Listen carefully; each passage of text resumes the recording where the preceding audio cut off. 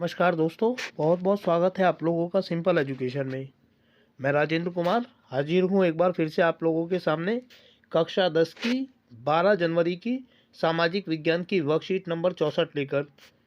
भूगोल की पाठ्यपुस्तक की यह वर्कशीट राष्ट्रीय अर्थव्यवस्था की जीवन रेखाओं से ली गई है और इससे पहले भी हम इस अध्याय की अनेक वर्कशीट का अध्ययन कर चुके हैं। तो आज की इस वर्कशीट में हमें पत्तनों के बारे में बताया गया है जो भारत के पश्चिमी तट एवं पूर्वी तट पर उपलब्ध है या उपस्थित है।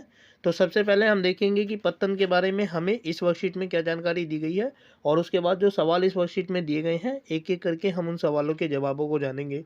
तो चलिए बिना वक्त जाया किए हुए हम लोग आरंभ करते हैं आज की इस वीडियो में कक्षा 10 की 12 जनवरी की सामाजिक विज्ञान की वर्कशीट नंबर 64 राष्ट्रीय अर्थव्यवस्था की जीवन रेखाएं। भारत की 7516.6 किलोमीटर लंबी समुद्री तटरेखा के साथ 12 प्रमुख तथा 200 मध्यम व छोटे पत्तन हैं। 200 पत्तन का मतलब होता है बंदरगाह, और बंदरगाह उन स्थानों को कहा जाता है जहां शिप अर्थात पानी वाले जहाज रुकते हैं ताकि उनमें सामान चढ़ाया जा सके, उतारा जा सके और समुद्री मार्ग से यात्रा करने वाले यात्री उनमें चढ़ सके और उतर सके। ये प्रमुख पत्तन देश का 95% विदेशी व्यापार संचालित करते हैं। भारत के पश्चिमी तट के प्रमुख पत्तन। पत्तन का नाम, राज्य और महत्व, ये तीन बातें इनमें दर्शाई गई हैं। पहला है कांडला, जो कि दीनदयाल पत्तन नाम से जाना जाता है। यह गुजरात राज्य में है और स्वतंत्रता के बाद विकसित होने वाला यह पहला पत्तन है। यह एक ज्वारीय पत्तन है। इसके बाद मुंबई है जो कि महाराष्ट्र में स्थित है और ये सबसे बड़ा पत्तन माना जाता है भारत का।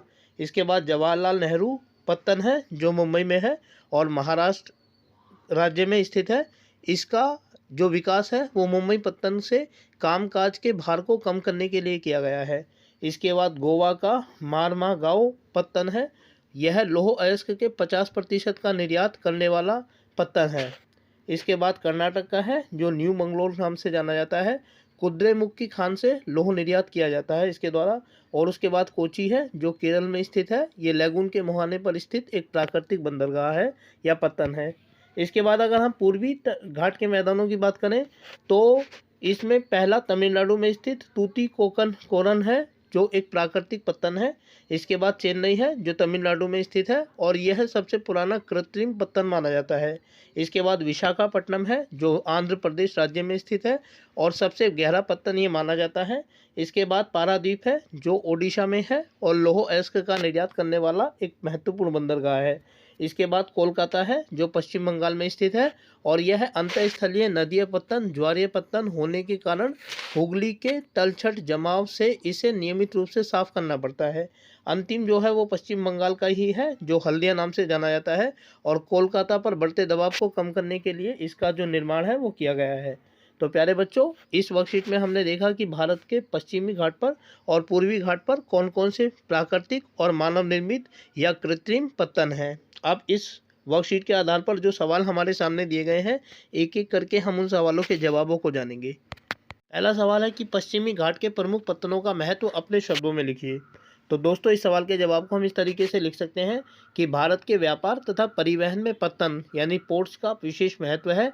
यदि पश्चिमी घाट पर स्थित पत्तनों की बात की जाए तो इसके अंतर्गत गुजरात, महाराष्ट्र, गोवा, केरल आदि राज्यों में स्थित पत्तनों को शामिल किया जा सकता है।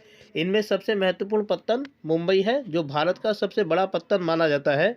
क्योंकि यह बड़ा पत्तन है इसीलिए व्यापार की दृष्टि से व्यवस्थित भी। इसी कारण इसके कार्यभार को कम करने के लिए जवाहरलाल नेहरू पत्तन का निर्माण किया गया है।